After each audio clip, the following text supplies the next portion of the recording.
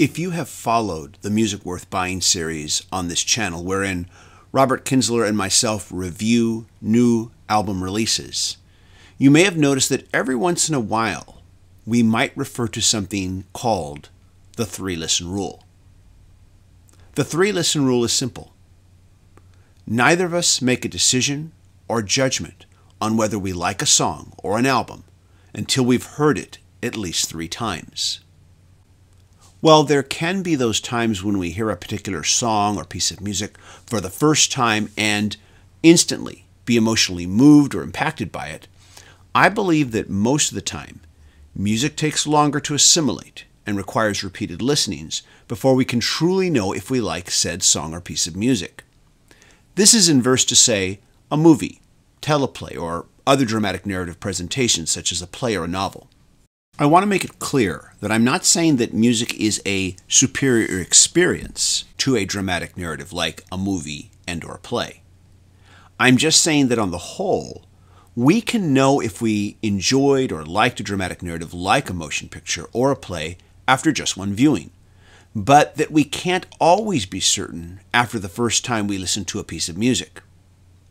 Right now, I'm sure that there are a few people out there who disagree with me. I talk to people all the time who say to me, I can pretty much tell if a song is good after the first 30 seconds. To which I will probably respond, well, good for you. And while it's certainly possible that you may be blessed with amazing ears and uncanny judgment, and while there are actually people who actually have this uncanny ability, I personally kind of doubt it. Such individuals are few and far between. Also, I can remember that I used to think the same thing. I could tell if a song was good before it was even over. I was just starting to get into music during this time, but I was already being very discriminatory about it. While listening to an album, if a song didn't appeal to me by the first chorus, I was already lifting up the needle and going to the next track. And with each succeeding listen, I wouldn't even bother to give it to the first chorus anymore. Why should I? If the song was any good, it would have already grabbed me the first time. But I first became aware of the possibility that I could be wrong about this when I was introduced to the music of Steely Dan.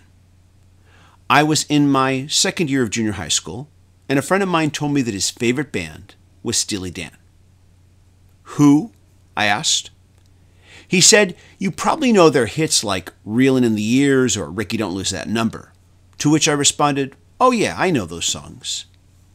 He began to tell me how amazing all their albums were, and I remember thinking to myself, well, then how come I've hardly heard of them?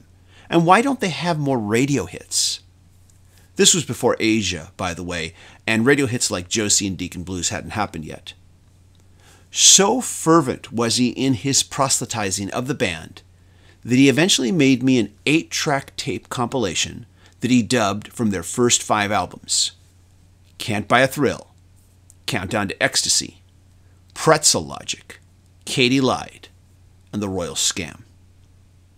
Asia and Gaucho were still in the future. And in that pre-digital, pre-word processing days, he even made the effort to type out a track listing of the tape that told me exactly what album each of these tracks was taken from. He also told me, you probably won't really start to like it till about the 3rd listen, and advised me that I needed to hear it 3 times before deciding. And I thought, what? I have to work to like this? If a song is good, I should like it the first time I hear it, right? And while I remember thinking it was nice of him to make this for me, I also remembered feeling some sense of unwanted responsibility. What if I don't like this, I thought? Then what? So I took it home. I remember thinking, well, at least I know that I like Reelin' in the Years and Ricky Don't Lose That Number. So at least I have a copy of those 2 songs now. Remember, this was the 70s, before there was any internet, before you had most of the world's music library at your fingertips. You either had to buy that song or album you liked, or you had to wait till radio played it if you wanted to hear it. He gave the tape to me right before a holiday week or weekend, so that I would have time to assimilate it. And when you're in junior high, with no car and no friends with a car, and the very limited entertainment options that existed before the digital era, well, you may as well give your friend's Steely Dan compilation a serious listen. The first time I heard it, I of course responded strongly to the 2 radio hits because I was already familiar with them from previous radio airplay. But the other stuff, the stuff I hadn't heard before, it just kind of washed over me. It was okay, I guess. But since he went to the effort to make this tape for me, and because, once again, as a junior high school kid growing up in the 70s, I really didn't have that much on my plate anyways, I did what he asked. I listened to it again. And then I listened to it again. And by the third time, I discovered that there were now a lot more songs on the tape that I wanted to actually keep listening to than previously. And that with each succeeding listen, I found myself liking more and more of the songs on the tape until I pretty much liked them all. I was relieved that I could actually honestly tell my friend that I like Steely Dan now, that I wouldn't have to deal with his disappointment of not liking them, or that maybe I wouldn't have to lie about liking them because I didn't want to deal with his disappointment. But more so, I was overjoyed that a new musical world had been opened up to me. I was now a fan of Steely Dan. In time, I would seek out the individual albums, and that track listing that he gave me came in handy. And when I listened to the album tracks that weren't on my friend's original compilation tape, I reminded myself to have patience and give each one at least 3 listens before deciding if I liked it or not. Steely Dan has remained one of my favorite bands to this day, but it might not have happened, or it might have taken a lot longer for me to get there if my junior high school friend had not taken the time to make that tape for me. But his tape might have been worthless to me if he hadn't advised me to give it at least 3 listens before deciding if I liked it or not. Over the years, this 3-listen rule has served me well. It has helped me to discover music that has added nothing but enrichment to my life. Yes, there have been many times when I have listened to something at least 3 times only to come to the realization that I'm still not into it. But there have been equal number of times where I have been richly rewarded by discovering something new and amazing that I might have passed on the first listen.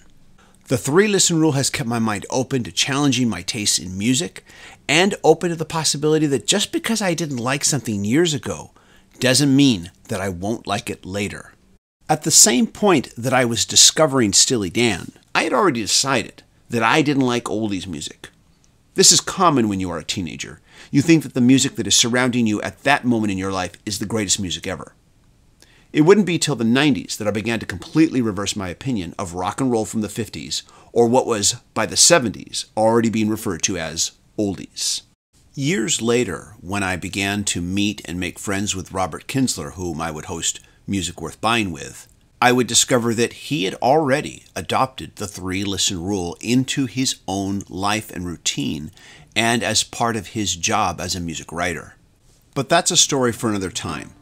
There are other arguments that I could make supporting the 3-listen rule, but I think I'll stop here and check out your comments on the matter and listen to any arguments anyone has to the contrary and perhaps address them in a follow-up video. Take care, everybody. I'm looking forward to checking out what you have to say. Bye-bye. Hi, this is TJR. If you like this video, please be sure to click like, click subscribe, and also click the bell notifications icon so you can know when I release new videos. And if you'd like to help me make more videos, please go to my Patreon page at patreon.com/TJRTheOriginal and make a monthly pledge. Pledging as little as the cost of 1 cup of coffee a month can make a huge difference. Patreon supporters get access to exclusive early content, and it's also the best way to suggest a video topic. And even if you can't become a patron supporter at this time, I still want to say thank you for watching the video, and I look forward to checking out your comments.